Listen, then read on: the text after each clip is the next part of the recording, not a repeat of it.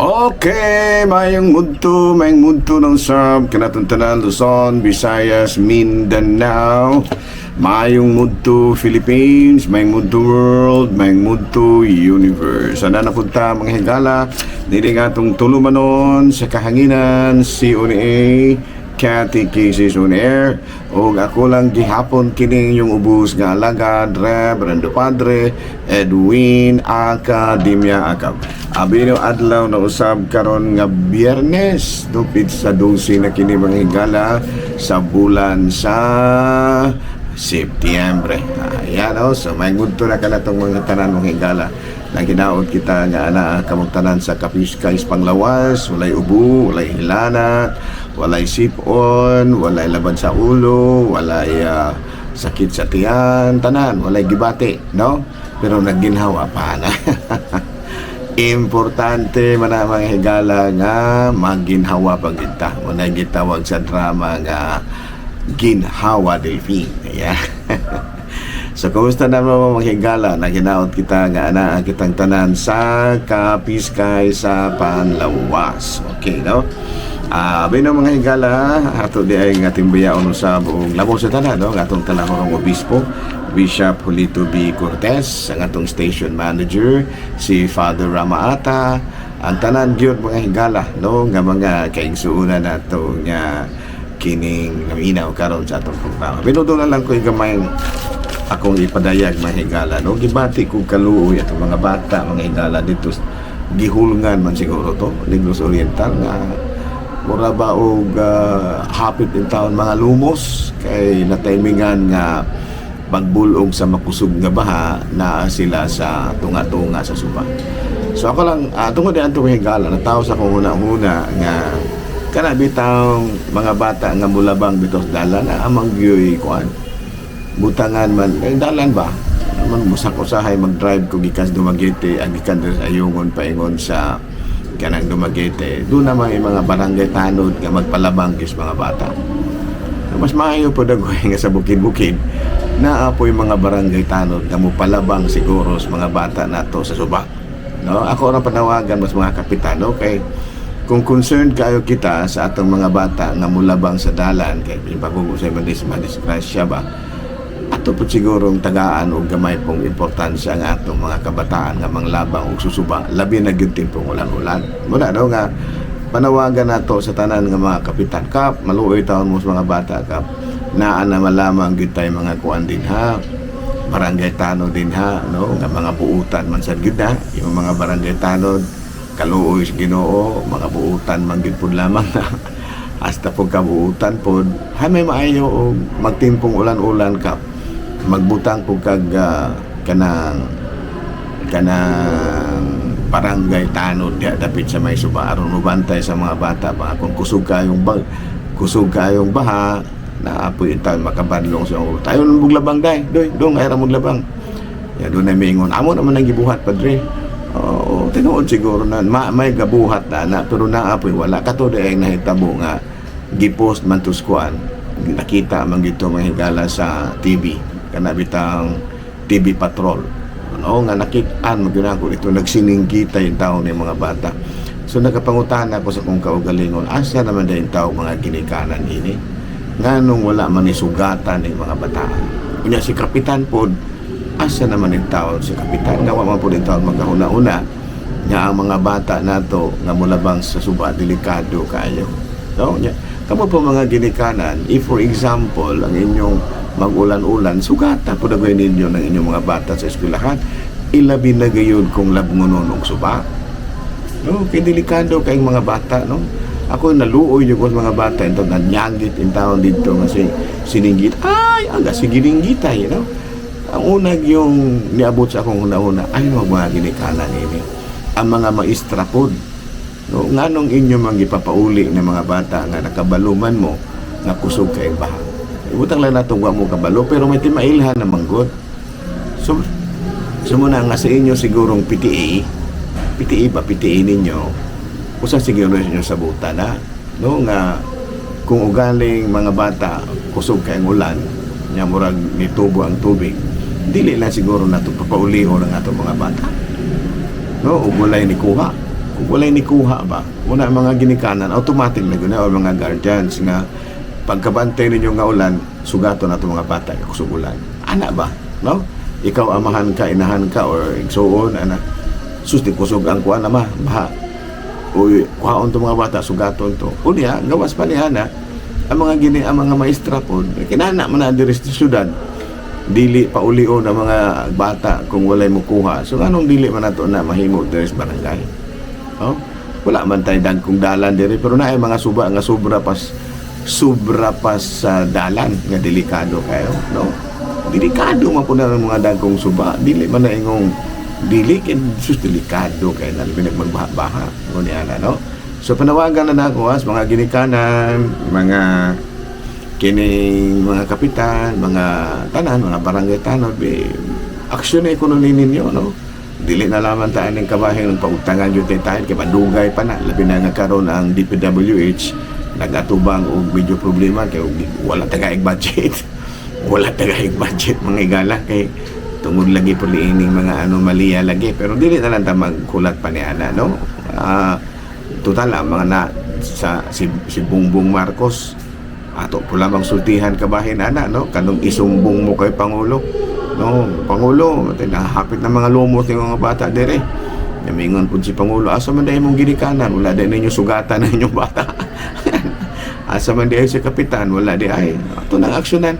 Pero magtinabangay tayo ini, mo po siguro isulti ni Bongbong, kini bang po madalang tanan yung suba, mabutangan ng taytayan, bisang kuha naman lamang, kini bang tunggag mayroong kasaan ba? Gamay rang taytayan nga putaw nga medyo pod ligon-ligon ra gamay aron mao pa magamit sa mga bata. Panawagan na nako niya, panawagan na nako, no, ni makadungog magani dagway si Governor Chaco o sa tanan nga mga gobernador o si Mayor Badagway kasi nang mayora makadungog o mga ginikanan, no, ito sa buti kuno na ninyo, no, do kuan kayo kanang dedikado kay mga bata. Okay, klaro? Okay, no? So, padayon tamang higala sa tuwa nga mga katuhisgot-hisgot na ito ginagmay, no? So, sige. Okay na to, ha? O, sige. Katuwa ko dili ito pagdaot o bulsa, no? Basta, kwan lang gamay. Kanang gamay lang po pagpadayag ba sa itong gibati ba? May gibati, magusta gamay kaya naluoy po sa mga bata ito nga siya gitanay, mga babae yung taong mga batanon kayo, no? So, ari kita may gala sa atua nga CBCP News, Balitang Simbahan, ining kabuturon. Obispo sa Camarines Norte, Bishop Herman Absidi, may pagawas og usa ka pastoral letter nga nagsaway sa nagpadayon karon nga kakulangan sa tubig sa tibuok diocese. Ang matod pa ang water service provider sa maong lugar, mao kining Prime Water Infrastructure Corporation nga matod pa di pa nag-iya sa Villar family.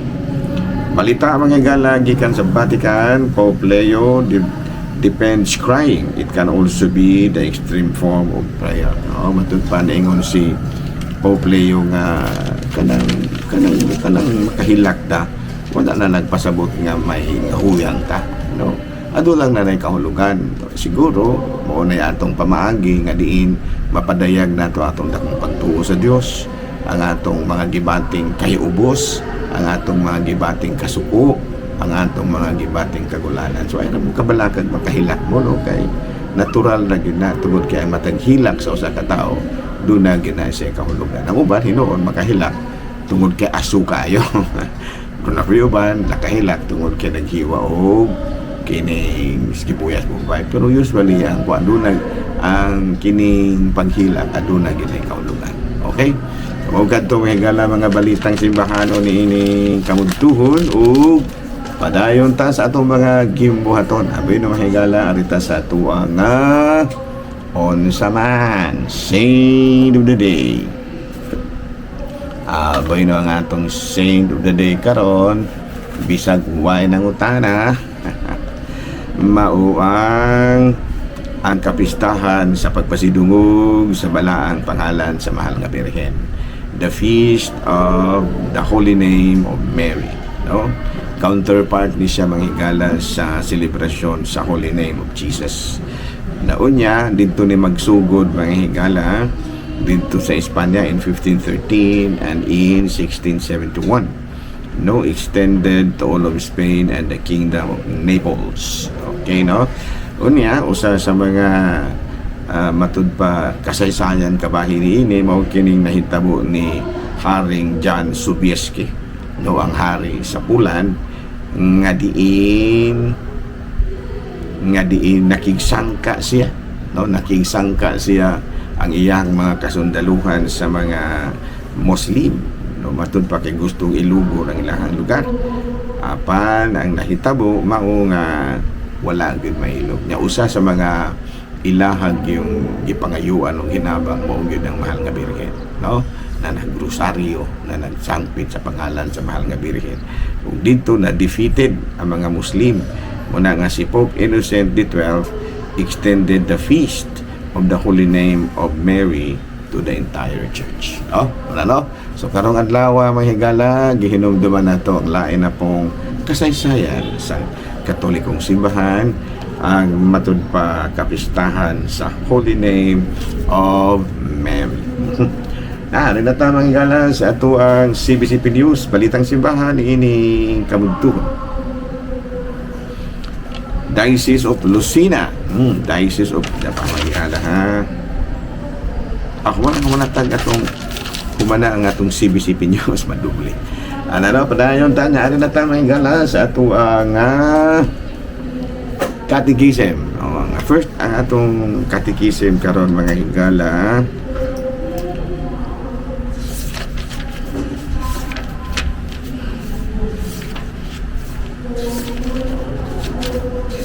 Okay, no? Asumay itong topic karon. Of course, ang atong topic karon sa pamahigala ako sa pakliyo niya. Ako na ako maandami noon. Okay, no? So, pusta na sa pamahigala nung hilaot kita nga. Okay, dyan.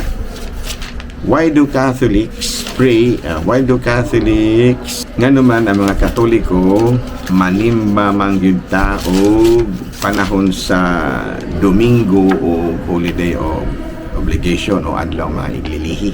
Muna ato karong topic. Of course, for me, matupaligi holiday sa obligation ang kini po madomingo obligasyon magyud po nino.